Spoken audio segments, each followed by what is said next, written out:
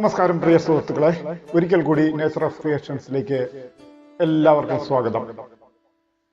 നമ്മുടെ ഇന്നത്തെ വിഷയം എന്ന് പറയുന്നത്, കഴിഞ്ഞ ദിവസങ്ങളിലായി നമ്മുടെ ഇന്ത്യയിലെ ഒരു സംസ്ഥാനത്തിന്റെ ഭാഗമായ, അതായത് കാശ്മീരിൽ നിന്ന് അടർത്തി മാറ്റി ലഡാക്ക് എന്നൊരു പ്രദേശം കേന്ദ്രഭരണ പ്രദേശമായി ഇപ്പോഴും നിലകൊള്ളുന്ന ആ പ്രദേശം കത്തിക്കൊണ്ടിരിക്കുകയാണ്, അഥവാ കത്തിച്ചുകൊണ്ടിരിക്കുകയാണ് അവിടുത്തെ പ്രക്ഷോഭകാരികൾ. ജൻസികളുടെ പ്രക്ഷോഭം എന്നാണ് പറയപ്പെടുന്നത്. ജൻസി പ്രക്ഷോഭം എന്താണ് അതും നമുക്ക് മനസ്സിലാക്കണം. എന്തിനു വേണ്ടിയാണ് ലഡാക്ക് കത്തുന്നത്? ലഡാക്ക് എന്തായിരുന്നു?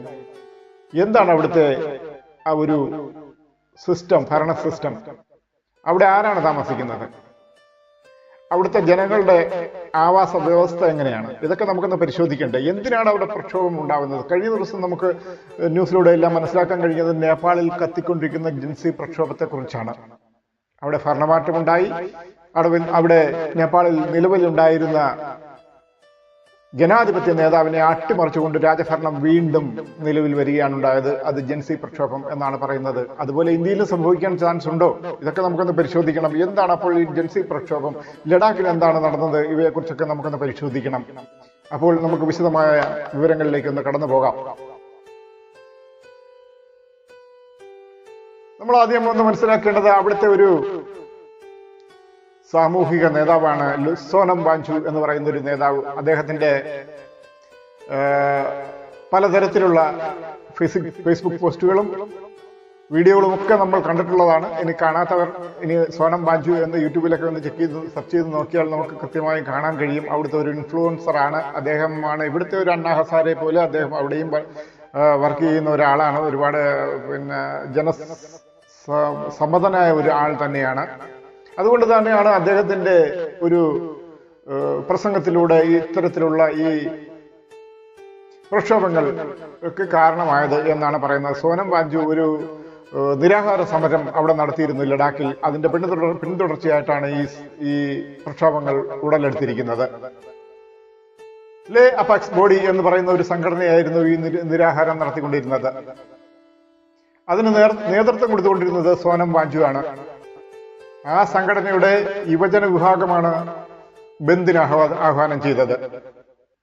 ആ ബന്ദിനെ എതിർത്തുകൊണ്ട് പോലീസുകാർ മുന്നോട്ട് വന്നപ്പോഴാണ് അവിടെ ഏറ്റുമുട്ടലുണ്ടായത്. ആ ഏറ്റുമുട്ടലിലാണ് 4 പേർ മരണപ്പെടുകയും 60ഓളം ആളുകൾക്ക് ഗുരുതരമായി പരിക്കേൽക്കുകയും ചെയ്തത്. ഇതാണ് കേന്ദ്ര സർക്കാരിന്റെയും പ്രക്ഷോഭകാരികളുടെയും ഒരു പുതിയ വർഷം എന്ന് പറയുന്നത്. ഇപ്പോൾ ഇനി ഈ സോനം വാഞ്ചു നടത്തിയ ഒരു പ്രസ്താവമുണ്ട്. നമുക്ക് ഈ പ്രസ്താവം എന്താണെന്ന് പറയുന്നതിന് മുമ്പേ ഇനി കുറെ കാര്യങ്ങൾ മുന്നോട്ട് പോയി പറയാനുണ്ട്. അതെന്താണെന്ന് നമുക്കൊന്ന് നോക്കാം. അത് പറഞ്ഞെങ്കിൽ മാത്രമേ ഇനിയുള്ള കാര്യങ്ങൾ നമുക്ക് മനസ്സിലാക്കാൻ കഴിയുകയുള്ളൂ. അപ്പോൾ ലഡാക്കിൽ യുവജന പ്രക്ഷോഭം നടന്നു എന്ന് പറഞ്ഞു. ആ യുവജന പ്രക്ഷോഭത്തെ സാധാരണയായി നടന്ന ഒരു പ്രക്ഷോഭമായി നമുക്ക് തള്ളിക്കളയാൻ കഴിയില്ല. അതിനെ രാഷ്ട്രീയപരമായി തന്നെ നമുക്ക് പരിശോധിക്കേണ്ടതുണ്ട്. അതിന്റെ രാഷ്ട്രീയ വശങ്ങൾ എന്തൊക്കെയാണെന്നാണ് നമ്മൾ ഇവിടെ പരിശോധിക്കാൻ പോകുന്നത്. ഇപ്പോൾ ലഡാക്കിലെ യുവജന പ്രക്ഷോഭത്തിന്റെ അടിസ്ഥാന കാരണം എന്ന് പറയുന്നത് എന്താണെന്ന് നമുക്ക് പരിശോധിച്ചാൽ, ലഡാക്കിന് സംസ്ഥാന പദവി നൽകണം എന്നുള്ളതാണ്. അവിടെ തൊഴിലില്ലായ്മയുടെ കടുത്ത പ്രതിസന്ധി നേരിട്ടുകൊണ്ടിരിക്കുന്ന ഘട്ടത്തിലും അവർ പറയുന്നത് അവർക്ക് ഒരു സംസ്ഥാന പദവി ലഭിക്കണം എന്നുള്ളതാണ്. അതുകൊണ്ട് ഇത് ആയിരിക്കുമല്ലോ കേന്ദ്രം ഭരിക്കുന്ന BJPയുടെ ആ സ്ഥാനം അവർ അടിച്ചു തകർക്കുകയും അഗ്നിക്കിരയാക്കുകയും ചെയ്തിട്ടുള്ളത്. ലഡാക്ക് എന്ന് പറയുന്നത് നമ്മുടെ രാജ്യത്തെ സംബന്ധിച്ചിടത്തോളം വളരെ തന്ത്രപ്രധാനമായ ഒരു സ്ഥലം തന്നെയാണ്. ലഡാക്കിന്റെ കിഴക്കൻ ലഡാക്ക് എന്ന് പറയുന്നത് ഇന്ത്യയും ചൈനയും തമ്മിൽ അതിർത്തി പങ്കിടുന്ന പ്രദേശങ്ങളുടെ ഒരു സ്ഥലമാണ്. അതുകൊണ്ട് തന്നെ വളരെ പ്രാധാന്യം അർഹിക്കുന്ന ഒരു സ്ഥലമാണ് ലഡാക്ക്, കിഴക്കൻ ലഡാക്ക് എന്ന് പറയുന്നത്. നിങ്ങൾക്ക് ഓർമ്മയുണ്ടാകും, 2020 ഗാർഡൻ മേഖലയിൽ വലിയൊരു ഏറ്റുമുട്ടലുണ്ടായി. ഈ ഗാർഡൻ മേഖല എന്ന് പറയുന്നത് ലഡാക്കിലുള്ള ഒരു പ്രദേശമാണ്. അവിടേക്കാണ് ചൈന കടന്നു കയറി ചൈനീസ് ആർമി ഒരു റോഡ് നിർമ്മിക്കാൻ ശ്രമിച്ച കാര്യം നമുക്ക് ഓർമ്മയുണ്ടായിരിക്കും. ആ റോഡ് നിർമ്മാണത്തെ ഇന്ത്യൻ സേന എതിർത്തു. അങ്ങനെയാണ് അവിടെ ഒരു ഏറ്റുമുട്ടലുണ്ടായത്. അന്ന് നമ്മുടെ ഇന്ത്യൻ ആർമിയിലെ 20 ജവാന്മാരാണ് വീരമൃത്യു വരിച്ചത്. അതിനുശേഷം നമ്മുടെ ഇന്ത്യയും ചൈനയുമായുള്ള ബന്ധം നമുക്കറിയാം അങ്ങേയറ്റം മോശമായ രീതിയിലാണ് പോയിക്കൊണ്ടിരിക്കുന്നത്. ചൈനയുടെ പല ഉൽപ്പന്നങ്ങളും ഇന്ത്യ നിരോധിക്കുകയുണ്ടായി. ഇന്നും ചില ഉൽപ്പന്നങ്ങൾ ഇന്ത്യയിലേക്ക് എത്തുന്നില്ല, നിരോധനത്തിൽ തുടരുക തന്നെയാണ്. ഇന്നും ഇന്ത്യയുടെ ആവശ്യം എന്ന് പറയുന്നത് ലഡാക്കിൽ ലൈൻ ഓഫ് ആക്ച്വൽ കൺട്രോൾ പുനഃസ്ഥാപിക്കണം എന്നുള്ളതാണ്. ഇത്തരത്തിലുള്ള ഒരു തന്ത്രപ്രധാന സാഹചര്യം കണക്കിലെടുത്തുകൊണ്ടാണ് 2019 ജമ്മു കാശ്മീരിൽ നിന്നും ലഡാക്കിനെ വേർപെടുത്തി ഒരു കേന്ദ്രഭരണ പ്രദേശമായിട്ട് മോദി സർക്കാർ, അതായത് BJP പ്രഖ്യാപിച്ചത്. ആ നിലയ്ക്ക് അവിടുത്തെ സമ്പൂർണ്ണ അധികാരം ആർക്കായിരിക്കും? ലഫ്റ്റനന്റ് ഗവർണറിനായിരിക്കും. നമുക്കറിയാം, ജമ്മു കാശ്മീരിന് സംസ്ഥാന പദവി ഇല്ലെങ്കിലും അവിടെ ഒരു ഭരണസമിതിയുണ്ട്. ഇപ്പോൾ നമുക്ക് അറിയുന്നത് പോലെ തന്നെ അവിടെ തെരഞ്ഞെടുപ്പുണ്ടായി, അവിടെ ജനപ്രതിനിധികളുണ്ടായി, അവിടെ ഒരു മന്ത്രിസഭയുണ്ടായി. ഒമർ അബ്ദുള്ളയാണ് ജമ്മു കാശ്മീർ ഭരിക്കുന്നത്. നമുക്കറിയാം, നമ്മുടെ തൊട്ടടുത്ത പ്രദേശമായ പോണ്ടിച്ചേരി, അവിടെ യൂണിയൻ മിനിസ്ട്രി ഉണ്ട്, അവിടെ ഒരു മന്ത്രിസഭയുണ്ട്. അതും കേന്ദ്രഭരണ പ്രദേശമായിട്ടാണ് കണക്കാക്കിയിട്ടുള്ളത്. അവിടെ മുഖ്യമന്ത്രിയുണ്ട്, അവർക്കൊരു പരിധിയോളം തന്നെ സ്വയംഭരണാവകാശവുമുണ്ട്. എന്നാൽ നമ്മൾ ലഡാക്കിലേക്ക് വന്നാൽ കഴിഞ്ഞ 6 വർഷമായി അവിടെ കേന്ദ്രഭരണ പ്രദേശമാണ്. കേന്ദ്ര സർക്കാരിന്റെ നേരിട്ടുള്ള നിയന്ത്രണത്തിന്റെ കീഴിലുള്ള പ്രദേശമാണ് ലഡാക്ക്. അവർക്ക് അവരുടെ ദൈനംദിന ഭരണ കാര്യങ്ങൾ നിർവഹിക്കാൻ സ്വതന്ത്രമായി കഴിയുന്നില്ല. ആ അർത്ഥത്തിൽ അവിടെ ഒരു രാഷ്ട്രീയ ശൂന്യത അവിടുത്തെ ജനങ്ങൾ തീർച്ചയായും അനുഭവിക്കുന്നുണ്ട്. അവിടെ തൊഴിലില്ലായ്മ വളരെ വ്യാപകമാണ്. അവിടെ ഈ കുന്നിൻ ചെരുവുകളിലൊക്കെ വീട് കെട്ടി താമസിക്കുന്ന കൃഷിയാണ് അവിടെ കൂടുതലും ജനങ്ങളുടെ വരുമാന മാർഗം എന്ന് പറയുന്നത്. അതിന് സാധ്യത വളരെ കുറവായി. കേന്ദ്ര സർക്കാരിന്റെ കൃഷി നയം മൂലമൊക്കെയാണ് അത് സംഭവിച്ചിരിക്കുന്നത്. അതുകൊണ്ട് തന്നെ അവർ ഒരു രാഷ്ട്രീയ ശൂന്യത അവിടെ അനുഭവിക്കുന്നുണ്ട്. ഒരു ആവശ്യത്തിന് ഒരു റെസിഡന്റ് സർട്ടിഫിക്കറ്റ് പോലും അവിടെ നിന്ന് കിട്ടുന്നതിന് അങ്ങേയറ്റത്തെ പ്രയാസകരമായ ഒരു സാഹചര്യമാണ് അവിടെ. ഇത് മാത്രമല്ല, ഇതിൽ കൂടുതൽ പ്രശ്നങ്ങൾ ജനങ്ങൾ അനുഭവിക്കുന്നുണ്ട്. ഇതൊക്കെ വെച്ച് തന്നെ കഴിഞ്ഞ 6 വർഷങ്ങളായി കേന്ദ്രഭരണത്തിന് കീഴിൽ ജനങ്ങൾ പൊറുതി മുട്ടിക്കൊണ്ടിരിക്കുന്ന അവിടുത്തെ ജനങ്ങൾ പല ആവർത്തി അവർക്ക് കേന്ദ്രഭരണ പ്രദേശത്തിൽ നിന്നും മാറ്റി സംസ്ഥാന പദവി നൽകണമെന്ന് അവിടുത്തെ ജനങ്ങൾ പലയാവർത്തി കേന്ദ്ര സർക്കാരിനോട് അഭ്യർത്ഥിച്ചിട്ടുള്ളതാണ്, പറഞ്ഞിട്ടുള്ളതാണ്, ചോദിച്ചിട്ടുള്ളതാണ്. ആ ആവശ്യം യഥാർത്ഥത്തിൽ ഇതുവരെ പരിഹരിക്കപ്പെട്ടിട്ടില്ല എന്നുള്ളതാണ് അവിടെ യുവജന പ്രക്ഷോഭങ്ങളിലേക്ക് വഴിതെളിച്ച ഒരു കാരണം എന്ന് പറയുന്നത്. അതാണ് ഞാൻ മുൻപ് പറഞ്ഞത്, കഴിഞ്ഞ 2 ആഴ്ചയായി അവിടെ ഒരു നിരാഹാരം സമരം നടന്നു വന്നുകൊണ്ടിരിക്കുകയാണെന്ന്. നിരാഹാര സമരത്തിന് നേതൃത്വം കൊടുക്കുന്നത് പ്രശസ്തനായ പരിസ്ഥിതി പ്രവർത്തകനായ സോനം വാങ്ചു എന്ന ആളാണ്. സോനം വാങ്ചുവിന്റെ നേതൃത്വത്തിൽ നടക്കുന്ന നിരാഹാര സമരത്തിന്റെ ഒടുവിൽ കഴിഞ്ഞ ദിവസമാണ് ഒരു ബന്ദാഹ്വാനം സംഘടനകൾ നടത്തിയത്. ഞാൻ പറഞ്ഞതുപോലെ ആ ബന്ദാഹ്വാനത്തെ തുടർന്നാണ് പോലീസും പ്രക്ഷോഭകാരികളും തമ്മിൽ ഏറ്റുമുട്ട് നടന്നത്, ആളുകളുടെ മരണത്തിനും പരിക്കിനുമൊക്കെ ഇടയാക്കിയത്. ഇവിടുത്തെ ഒരു പ്രധാനപ്പെട്ട പ്രശ്നം എന്ന് പറയുന്നത് കേന്ദ്ര സർക്കാർ ലഡാക്കിന് സംസ്ഥാന പദവി നൽകുന്നതുമായി ബന്ധപ്പെട്ട് അവിടെ ഒരു ഉന്നതാധികാര സമിതിയെ നിയോഗിച്ചിട്ടുണ്ട്. ആ ഉന്നതാധികാരികൾ ലഡാക്കിൽ നിന്നുള്ള വിവിധ സംഘടനകളുമായി പലതരത്തിലുള്ള പല സമയങ്ങളിൽ ചർച്ചകളും നടത്തിയിട്ടുണ്ട്. ഈ കഴിഞ്ഞ മാർച്ചിൽ കേന്ദ്ര ആഭ്യന്തരമന്ത്രി അമിത്ഷാ തന്നെ നേരിട്ട് ലഡാക്കിൽ നിന്നുള്ള പലതരത്തിലുള്ള സംഘടനകളുടെ നേതാക്കളുമായി ചർച്ചകൾ നടത്തിയിരുന്നു. എന്നാൽ ആ ചർച്ചയാണ് ഒരു വലിയ പ്രതിസന്ധി അവിടെ സൃഷ്ടിക്കാൻ കാരണമായത്.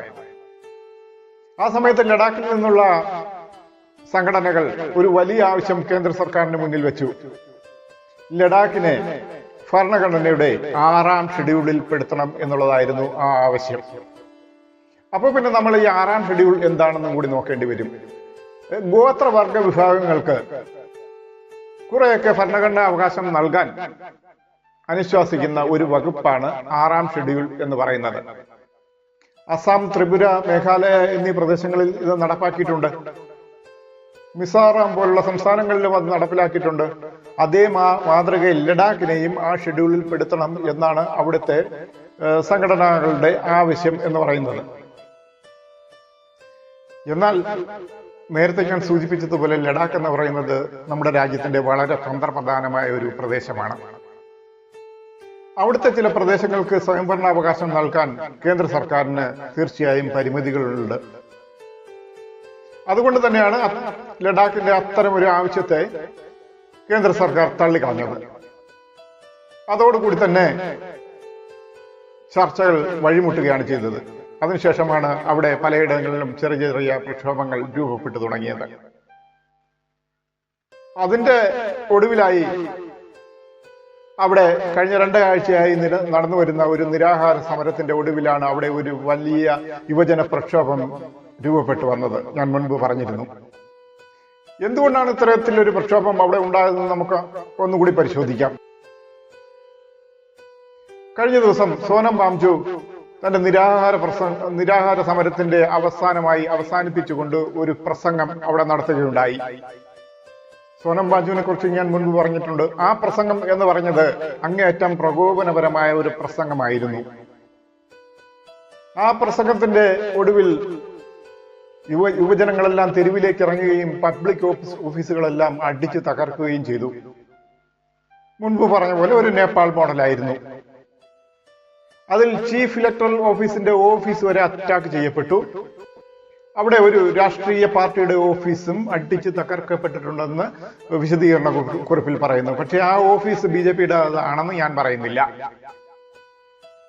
30ഓളം CRPF പോലീസ് ഉദ്യോഗസ്ഥർക്കും അവിടെ പരിക്കേറ്റിട്ടുണ്ട്. അതേ തുടർന്നാണ് അവിടെ വെടിവെപ്പ് ഉണ്ടായത്. ആ വെടിവെയ്പ്പിലാണ് 4 പേർ അവരെ മരിക്കുകയും 60ലധികം പേർക്ക് ഗുരുതരമായി പരിക്കേൽക്കുകയും ചെയ്തത് എന്നാണ് കേന്ദ്ര സർക്കാരിന്റെ വിശദീകരണം.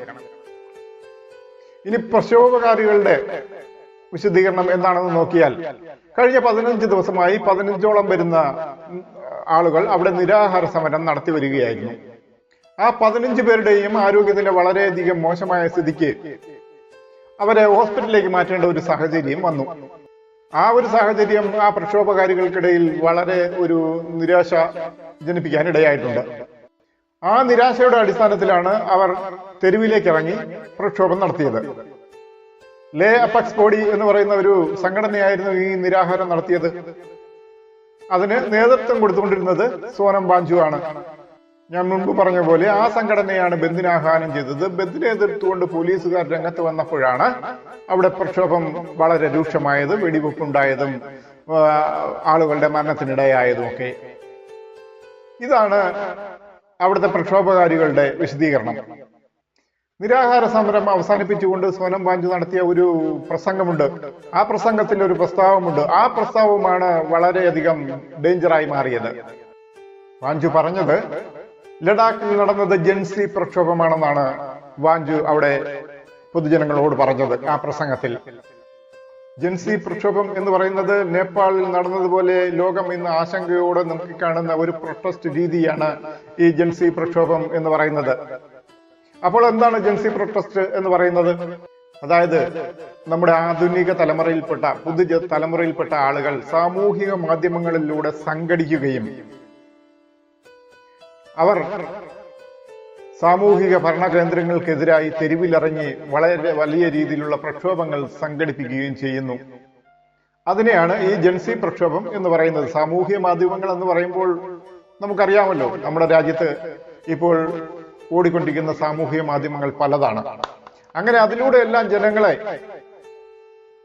ഒരു പരിധിവരെ നമുക്ക് സ്വാധീനിക്കാൻ കഴിയും. അങ്ങനെയുള്ള ആ സ്വാധീനം ഉപയോഗിച്ചുകൊണ്ടാണ് അവിടെ പ്രക്ഷോഭം ഉണ്ടാക്കിയത് എന്നാണ് പറയപ്പെടുന്നത്. അതാണ് ജൻസി പ്രക്ഷോഭം എന്ന് പറയുന്നത്. നേപ്പാളിൽ അത് തന്നെയാണ് നടന്നത്. ഇനി ആ ജൻസി പ്രക്ഷോഭത്തിന്റെ പ്രഭവ കേന്ദ്രമായിട്ടാണ് നമ്മുടെ ഏഷ്യ മാറിയിരിക്കുന്നത്. അപ്പോൾ നേപ്പാളിൽ അതാണ് നടന്നു വന്നത്. നേപ്പാളിൽ എന്താണ് സംഭവിച്ചതെന്ന് കൂടി നമുക്കത് പരിശോധിക്കേണ്ടി വരുമ്പോൾ കഴിഞ്ഞ മെയ് മാസത്തിൽ നേപ്പാളിൽ അവിടുത്തെ വളരെ പ്രധാനപ്പെട്ട ഒരു രാഷ്ട്രീയ നേതാവിന്റെ മകളുടെ വിവാഹം നടക്കുകയുണ്ടായി. ആ വിവാഹം നടന്നത് ഭക്തപൂർ എന്ന ഒരു നഗരത്തിൽ വെച്ച് തന്നെയായിരുന്നു. അപ്പോൾ ആ നഗരത്തിലേക്ക് ആ വിവാഹ ചടങ്ങിൽ പങ്കെടുക്കാൻ വേണ്ടി വലിയ തോതിൽ തന്നെ VIP-കൾ വന്നുകൊണ്ടിരുന്നു വാഹനങ്ങളിൽ. അപ്പോൾ അതിനു വേണ്ടിയിട്ട് സ്വാഭാവികമായും ചില ട്രാഫിക് റൂളുകൾ അവിടെ ഉണ്ടാക്കി. ആ ട്രാഫിക് നിയന്ത്രണം എന്ന് പറയുന്നത് നഗരത്തിൽ വളരെ വലിയ ഒരു ട്രാഫിക് ബ്ലോക്ക് ഉണ്ടാക്കുകയാണ് ചെയ്തത്. ആ ട്രാഫിക് ബ്ലോക്കിൽ പ്രതിഷേധിച്ച് ആദിത്യ എന്ന് പറയുന്ന 23-കാരനായ ഒരു യുവാവ് ഫേസ്ബുക്കിൽ ഒരു പോസ്റ്റ് ഇടുന്നു. ഇത് പൗരാവകാശ ലംഘനമാണ്, ഇത് അക്രമമാണ് എന്ന് ഈ ചെറുപ്പക്കാരനായ ആദിത്യ വിളിച്ചു പറഞ്ഞു. ആ പോസ്റ്റ് വളരെ പെട്ടെന്ന് തന്നെ വൈറലായി മാറി. ആ വാർത്ത നേപ്പാളിലെ ജനങ്ങൾക്കിടയിൽ പെട്ടെന്നൊരു അഗ്നി വന്നതുപോലെ കത്തിപ്പടർന്നു. അത് മാത്രമല്ല, അവിടെ മറ്റൊരു കാര്യം കൂടി നടന്നു. അവിടെ ഒരു പ്രൊവിൻസ് മന്ത്രിയുടെ മകന് കിട്ടിയ കുറെ ഗിഫ്റ്റുകൾ ഒരു പടമായിട്ട്, ഒരു ചിത്രമായിട്ട് എടുത്ത് ഫേസ്ബുക്കിൽ പോസ്റ്റ് ചെയ്തു. ആ ഗിഫ്റ്റുകൾ എന്തൊക്കെയായിരുന്നു നോക്കിയാൽ, ഡോയ് വിറ്റോണിന്റെ ബാഗ് മുതൽ ഒരു കാർട്ടേന്റെ വാച്ച് വരെ ഉണ്ടായിരുന്നു. അത്തരത്തിൽ വില കൂടിയ സമ്മാനങ്ങൾ കൈപ്പറ്റുന്ന ഈ അധികാരികളുടെ മക്കളെ കുറിച്ച് നെപ്പോ കിഡ്സ് എന്ന് പറയുന്ന ഒരു ടാഗ് ലൈനിൽ നേപ്പാളിൽ വലിയൊരു ക്യാമ്പയിൻ തന്നെ നടക്കുകയുണ്ടായി. അങ്ങനെയാണ് അവർ ഈ സാമൂഹ്യ മാധ്യമങ്ങളിലൂടെ വളരെ പെട്ടെന്ന് തന്നെ സംഘടിക്കുകയും അതിന്റെ അടിസ്ഥാനത്തിൽ അവർ പെട്ടെന്ന് തന്നെ തെരുവിലേക്ക് ഒരു പ്രക്ഷോഭവുമായി ഇറങ്ങി പുറപ്പെടുകയും ചെയ്തത്. ആ പ്രക്ഷോഭത്തിൽ നേപ്പാളിന്റെ പാർലമെന്റ് മന്ദിരമാണ് അടിച്ചു തകർക്കപ്പെട്ടത്. ആ നിലയ്ക്ക് അവിടുത്തെ പ്രധാനമന്ത്രിക്ക് രാജിവെച്ച് അവിടുത്തെ രാജ്യം വിട്ട് പുറത്തേക്ക് ഓടിപ്പോകേണ്ടി വന്നു. 2022 ശ്രീലങ്കയിലും ഇതുപോലൊരു പ്രക്ഷോഭം ഉണ്ടായിട്ടുണ്ടെന്നുള്ള കാര്യം നമ്മൾ ഓർക്കണം. ശ്രീലങ്കയിൽ അവിടെ ആദ്യം ജനങ്ങൾ രംഗത്തേക്ക് ഇറങ്ങി, അതിനുശേഷം യുവജനങ്ങൾ ഒന്നാകെ രംഗത്തേക്ക് ഇറങ്ങി. അവിടുത്തെ പാർലമെന്റിൽ വലിയ പ്രക്ഷോഭം ഉണ്ടായി. അതിനുശേഷമാണ് അവിടുത്തെ പ്രസിഡന്റിന് രാജിവെച്ചെഴിയേണ്ടി വന്നത്. ശ്രീലങ്കയുടെ മാതൃകയിൽ തന്നെ ഇന്തോനേഷ്യയിലും വലിയ പ്രതിഷേധങ്ങൾ ഉണ്ടായി. അതോടൊപ്പം തന്നെ ബംഗ്ലാദേശിൽ വിദ്യാർത്ഥികൾ വളരെ വലിയൊരു കലാപവുമായി തെരുവിലേക്ക് ഇറങ്ങി. അതോടനുബന്ധിച്ച് തന്നെ ഫിലിപ്പൈൻസിലും വളരെ വലിയൊരു യുവജന പ്രക്ഷോഭം ഉണ്ടായി. അപ്പോൾ ആ സ്ഥിതിക്ക് ഈ ജെൻസി പ്രക്ഷോഭം എന്ന് പറയുന്നത് നമ്മുടെ ഏഷ്യയിൽ വളരെ പ്രധാനപ്പെട്ട ഒരു സംഭവമായി വികസിച്ചു വരുന്ന ഒരു സാഹചര്യമാണ് ഇപ്പോൾ നടന്നുകൊണ്ടിരിക്കുന്നത്. എന്നാൽ ഈ ലഡാക്കിലെ പ്രക്ഷോഭം എന്ന് പറയുന്നത് ആ ജെൻസിയുടെ അടിസ്ഥാനത്തിൽ നമ്മുടെ ഇന്ത്യ മുഴുവൻ വ്യാപിക്കേണ്ട യാതൊരു കാര്യവുമില്ല. കാരണം ലഡാക്കിന്റെ ആവശ്യം എന്ന് പറയുന്നത് ഒരു ഇന്റേണൽ പ്രശ്നമാണ്. ആ പ്രദേശത്തിനുള്ളിൽ തന്നെ നിൽക്കേണ്ട ഒരു ആവശ്യമാണ്. അതുമായി ബന്ധപ്പെട്ടുള്ള ലഡാക്കിലെ പ്രശ്നങ്ങൾ മാത്രമേ ഉള്ളൂ. അവിടെ ഒരു സംസ്ഥാന പദവി കൊടുക്കണം എന്നാവശ്യപ്പെട്ടുകൊണ്ടുള്ള ഒരു പ്രശ്നങ്ങൾ മാത്രമേ അവിടെ ഉണ്ടായിട്ടുള്ളൂ. പക്ഷെ വാഞ്ചു പറഞ്ഞത് ഒരു ജെൻസി പ്രക്ഷോഭം ആണെന്നാണ് വാഞ്ചു പറഞ്ഞത്. അപ്പോൾ അത് പറയുമ്പോൾ നമുക്ക് മറ്റൊരു കാര്യം കൂടി പറയേണ്ടതുണ്ട്. കഴിഞ്ഞ ദിവസങ്ങളിൽ രാഹുൽ ഗാന്ധി വോട്ട് ചോരിയുമായി ബന്ധപ്പെട്ട് ചില പ്രസ്താവനകളൊക്കെ നടത്തിയിരുന്നു, ചില കാര്യങ്ങളൊക്കെ പുറത്തു കൊണ്ടുവന്നിരുന്നു. വാർത്താ സമ്മേളനത്തിലൂടെയാണ് ഈ കാര്യങ്ങളൊക്കെ പുറത്തു കൊണ്ടുവന്നത്. ആ വാർത്താ സമ്മേളനത്തിൽ രാഹുൽ ഗാന്ധി അഭിസംബോധന ചെയ്ത് സംസാരിച്ചത് ആരെയാണ്? യുവാക്കളെ തന്നെയാണ്. നമ്മുടെ രാജ്യത്തെ ജനാധിപത്യം കശാപ്പ് ചെയ്തുകൊണ്ടിരിക്കുകയാണ്. നമ്മുടെ രാജ്യത്തുള്ള തെരഞ്ഞെടുപ്പ് കമ്മീഷൻ ഒറ്റുകാരാണ്. അതുകൊണ്ട് തന്നെ യുവജനങ്ങൾ സംഘടിക്കേണ്ടതുണ്ട്. നിങ്ങളാണ് ഈ പ്രശ്നത്തെ അഭിമുഖീകരിക്കേണ്ടത് എന്ന് ഈ രാജ്യത്തിന്റെ പ്രതിപക്ഷ നേതാവായ രാഹുൽ ഗാന്ധി പറഞ്ഞു. ആ വാക്കുകളെ, ആ പറഞ്ഞ പ്രസംഗത്തെ വളരെ വലിയൊരു പ്രൊവോക്കേഷനായിട്ടാണ് നമ്മുടെ BJP സർക്കാർ കണ്ടത്. BJP എന്താണ് അന്ന് പറഞ്ഞത്? രാഹുൽ ഗാന്ധി ഒരു ജെൻസി പ്രക്ഷോഭത്തിന് ആഹ്വാനം ചെയ്യുകയാണ് എന്നാണ് പറഞ്ഞത്. ഇതൊരു പുതിയ സംഭവമൊന്നുമല്ല. ഇന്ത്യയിൽ നടന്ന വോട്ട് ചോരിയുമായി ബന്ധപ്പെട്ടുള്ള കാര്യങ്ങൾ തന്നെയാണ് രാഹുൽ ഗാന്ധി പൊതുജനങ്ങളെ അഭിസംബോധന ചെയ്ത് സംസാരിച്ചതും പറഞ്ഞതുമൊക്കെ സത്യമായ കാര്യങ്ങൾ തന്നെയാണ്. പക്ഷെ ഒരു പാർട്ടിയുടെ വിമർശനത്തിൽ അത് ജെൻസി പ്രക്ഷോഭത്തിന് ആഹ്വാനം ചെയ്യുന്നതായി മാറിയിരിക്കുകയാണ്. എന്നാൽ 2011 ഇന്ത്യയിൽ ഒരു വലിയ മൂവ്മെന്റ് ഉണ്ടായിട്ടില്ലേ? അന്നാ ഹസാരെ മൂവ്മെന്റ്. രാഷ്ട്രീയ നേതൃത്വത്തിൽ വലിയൊരു അഴിമതി നിലനിൽക്കുന്നു എന്നും ആ അഴിമതിയെ നേരിടാൻ, അല്ലെങ്കിൽ ആ അഴിമതിയെ തടയിടുന്നതിന് വേണ്ടി ലോക്പാൽ നടപ്പിലാക്കണം എന്നായിരുന്നു അന്നാ ഹസാരെ അന്ന് ആവശ്യപ്പെട്ടത്. അപ്പോൾ ആ അന്നാ ഹസാരെ മൂവ്മെന്റ് ആഹ്വാനം എന്ന് പറയുന്നത് അതിന്റെ ആസ്ഥാനം എവിടെയായിരുന്നു? ഡൽഹി ആയിരുന്നില്ലേ? ഡൽഹിയിലെ ജന്തർ മന്ദറിന് മുന്നിലാണ് അന്നാ ഹസാരെ അന്ന് നിരാഹാരം കിടന്നത്. ആ അർത്ഥത്തിലാണ് 2014 UPA സർക്കാരിനെ അടിച്ച് തറയിലിട്ടത്. ഈ ഒരു അന്നാ ഹസാരെ മൂവ്മെന്റ് ആയിരുന്നു എന്ന് വേണമെങ്കിൽ നമുക്ക് പറയാം. അങ്ങനെ വരുമ്പോൾ നരേന്ദ്രമോദി എന്ന് പറയുന്ന ഒരു രാഷ്ട്രീയ നേതാവിന് ഇന്ത്യയുടെ പ്രധാനമന്ത്രിയാകാൻ പോലും വഴിതെളിച്ച ഒരു പ്രക്ഷോഭമായിരുന്നു അന്നാ ഹസാരെ പ്രക്ഷോഭം എന്ന് പറയുന്നത്, ആ അന്നാ ഹസാരെ മൂവ്മെന്റ് എന്ന് പറയുന്നത്. ആ അർത്ഥത്തിൽ അന്നാ ഹസാരെ മൂവ്മെന്റിന്റെ ഒരു ബൈ പ്രോഡക്റ്റ് അല്ലായിരുന്നു AAP എന്ന് പറയുന്നത്. അരവിന്ദ് കെജ്രിവാൾ നേതൃത്വം നൽകിയ ആം ആദ്മി പാർട്ടി. അങ്ങനെ ഒരു പാർട്ടി തന്നെ രൂപം കൊള്ളത്തക്ക രീതിയിൽ അന്നാ ഹസാരെ നടത്തിയ ഒരു മൂവ്മെന്റ് ആയിരുന്നു അന്നാ ഹസാരെ മൂവ്മെന്റ് എന്ന് പറയുന്നത്. അന്ന് നടന്ന ഈ അന്നാ ഹസാരെ മൂവ്മെന്റിനെ പിന്തുണച്ചത് നമ്മുടെ ഇന്ത്യയിലെ യുവജനങ്ങൾ തന്നെയായിരുന്നു. അതിന് യാതൊരു തർക്കവുമില്ല. ഇന്ത്യയിലെ യുവജനങ്ങൾ ഒന്നായിട്ട് തന്നെ ഇന്ത്യയിലെ അഴിമതിക്കെതിരായിട്ട് അന്നാ ഹസാരെ മൂവ്മെന്റിന്റെ ഭാഗമായി മാറുകയായിരുന്നു. അപ്പോൾ യഥാർത്ഥത്തിൽ ഇന്ത്യയിൽ സോഷ്യൽ മീഡിയ സപ്പോർട്ടോടുകൂടി നടന്നു വന്ന ഒരു മൂവ്മെന്റ് എന്ന് പറയുന്നത് ഈ അന്നാ ഹസാരെ മൂവ്മെന്റ് അല്ലേ? അപ്പോൾ ഈ സാമൂഹിക മാധ്യമങ്ങൾക്ക് വളരെ വലിയൊരു ശക്തി നമ്മുടെ ഇന്ത്യയിലും അതുപോലെ ലോകത്ത് തന്നെ ഉണ്ടെന്നുള്ള കാര്യത്തിൽ യാതൊരു സംശയവുമില്ലാത്ത കാര്യവുമാണ്. സാമൂഹിക മാധ്യമങ്ങളിലൂടെ യുവജനങ്ങൾ രാഷ്ട്രീയമായി സംഘടിക്കുന്നു, പ്രക്ഷോഭവുമായി അവർ തെരുവിലിറങ്ങുന്നു, അവർ ഭരണ കേന്ദ്രങ്ങളെ വിറപ്പിക്കാൻ ശക്തിയുള്ളതായിത്തീരുന്നു, അവർ അടിമുടി അവിടുത്തെ രാഷ്ട്രീയ സാമൂഹിക പ്രസ്ഥാനങ്ങളെ ഇടിച്ചു തെറിപ്പിക്കുന്നു. ഇതാണ് ഒരു ജൻസി പ്രക്ഷോഭത്തിന്റെ സ്വഭാവം എന്ന് പറയുന്നത്. അത്തരത്തിലൊരു ജൻസി പ്രക്ഷോഭത്തിന്റെ തുടക്കമായിട്ടാണ് ഈ പറയപ്പെടുന്ന ലഡാക്കിലെ ഈ പ്രക്ഷോഭത്തെ പലരും കാണുന്നത്. പലരും അതിനെ അങ്ങനെ തന്നെയാണ് വിലയിരുത്തുന്നത്. അതൊരു ചെറിയ സൂചനയല്ല. അതിപ്പോൾ ലഡാക്കിൽ ഇപ്പോൾ സംഭവിച്ചിരിക്കുന്ന ഈ സാമൂഹിക മാധ്യമങ്ങളിലൂടെയുള്ള ഈ ഒത്തുചേരൽ ഒരു പ്രത്യേകതയുണ്ട് അതിന്. ആ ഒത്തുചേരലിന് ജാതിയോ മതമോ അങ്ങനെയുള്ള വേർതിരിവുകൾ ഒന്നുമില്ല. കാരണം അവിടുത്തെ ബുദ്ധമത വിശ്വാസികളും ക്രിസ്തീയ വിശ്വാസികളും ഇസ്ലാം വിശ്വാസികളും ഒക്കെ ചേർന്നാണ് അവിടെ ലഡാക്കിന് ഒരു സ്വയംഭരണ സംവിധാനം, ഒരു സംസ്ഥാന പദവി വേണമെന്ന ആവശ്യത്തിനുമായി മുന്നോട്ടിറങ്ങിയിരിക്കുന്നത്. ആ പ്രക്ഷോഭം ഒരു പരിധിവരെ അമർച്ച ചെയ്യാൻ, അടിച്ചമർത്താൻ കേന്ദ്ര സർക്കാരിന് കഴിഞ്ഞിട്ടുണ്ടെങ്കിലും ഈ സോനം വാങ്ചുവിന്റെ നേതൃത്വത്തിൽ നടന്ന ഈ പ്രക്ഷോഭം ഇന്ത്യയിലും ഒരു മുൻപ് പറഞ്ഞതുപോലെ ഒരു സോനം വാങ്ചുവിന്റെ ഒരു ജൻസി പ്രക്ഷോഭം ഇന്ത്യയിലും പുറത്തിടുന്ന ഒരു കലാപമായിട്ടാണ് വിലയിരുത്തപ്പെടുന്നത്. അതുകൊണ്ട് തന്നെ ഭരണ കേന്ദ്രങ്ങൾ ആശങ്കപ്പെടുന്നുണ്ട്.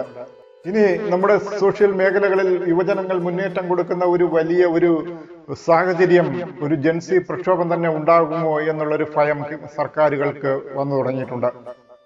കാരണം അത്തരത്തിലുള്ള ഒരു പ്രക്ഷോഭം തന്നെയാണ് ലഡാക്കിൽ നടന്നിരിക്കുന്നത്. അത് ലോകം മുഴുവൻ ഇങ്ങനെ ഒരു പ്രക്ഷോഭത്തിന് ആഹ്വാനം സാമൂഹ്യ മാധ്യമങ്ങൾ ചെയ്യുമോ എന്നുള്ളൊരു സംശയം ലോകത്തിന്റെ ഇടയിൽ തന്നെയുണ്ട്. യഥാർത്ഥത്തിൽ ഈ ഒരു പ്രക്ഷോഭം ഭരണാധികാരികളെ വിറപ്പിച്ചിട്ടുണ്ട്. തീർച്ചയായും ആ ഒരർത്ഥത്തിൽ ഇന്ത്യയിൽ ഒരു ആഭ്യന്തര പ്രശ്നങ്ങൾ ഉണ്ടാകാതിരുന്നാൽ ഏറ്റവും നല്ലത്. സർക്കാരും അതിനെ ചെറുത്തു നിൽക്കാൻ ഒരു തന്ത്രപരമായ ഒരു സാമീപ്യമാണ് അവർ കൈക്കൊള്ളേണ്ടത്. അപ്പോൾ സമയക്കുറവ് കാരണം നമുക്ക് അടുത്തൊരു എപ്പിസോഡിൽ വീണ്ടും ഇതിന്റെ വിശദമായ കാര്യങ്ങളുമായി സംസാരിക്കാം. അപ്പോൾ ഇപ്പോഴേക്ക് എല്ലാവർക്കും നമസ്കാരം.